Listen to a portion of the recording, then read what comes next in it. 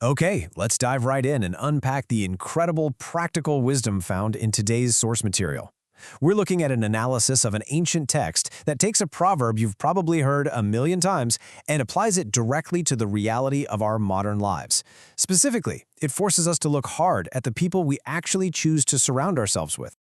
Iron sharpeneth iron, so a man sharpeneth the countenance of his friend. That's Proverbs 27, verse 17, and it really sets the foundational anchor for our whole discussion today.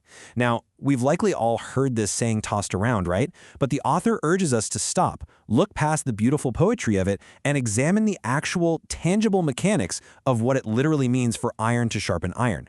Which brings us to Section 1, the mechanics of sharpening, understanding the physics of growth. The author notes that, from a strictly practical standpoint, for sharpening to actually take place, two pieces of iron absolutely must come into direct contact. Step 1 is that literal physical rubbing together of the two metals. Step 2, well, that's the inevitable result of that contact. Friction causes sparks to fly. It's an intense, almost violent reaction. But then we hit Step 3, which is the entire reason this process even exists: mutual benefit. Both pieces of metal become sharper, making them both significantly more effective. So the crucial takeaway here is the stark difference between identity and effectiveness. The text points out that if the blades of two separate knives are dull, they just don't function the way they were designed to. I mean, sure, they're still fundamentally knives, their identity hasn't changed, but their effectiveness is totally gone. Sharp knives, on the other hand, are highly effective. But here's the catch: they require constant, ongoing sharpening to stay that way. A knife simply doesn't stay sharp forever without that friction. Moving right along to Section 2, the friction of friendship, translating metal to human relationships. Now, usually when we hear the word friction in the context of relationships, it sounds like a massive red flag, right? But the source actually reframes it as a complete necessity. Relational friction is defined here as the positive process of challenging, improving, and developing a friend. According to the author, having someone directly challenge your way of thinking might cause a few sparks between you two, but it ends up being a profoundly positive thing. The text highlights that it takes a very specific type of person, someone godly, with real conviction, to provide that constructive friction that actually transforms our lives. To make this whole abstract concept wonderfully concrete, the author shares a pretty revealing personal anecdote. He notes that, outside of his immediate family, he has exactly 3 people, just 3, that he considers his closest friends. Talk about a highly curated inner circle, right? He describes these 3 men not just as, agreeable companions to pass the time with on a weekend. No, they're integral individuals who have consistently played a massive role in his personal and spiritual development.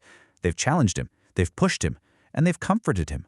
They've actively sharpened him into the person he needs to be, and he notes that he does the exact same for them in return. It's a perfect example of that mutual benefit we saw in Step 3 of the metal sharpening process.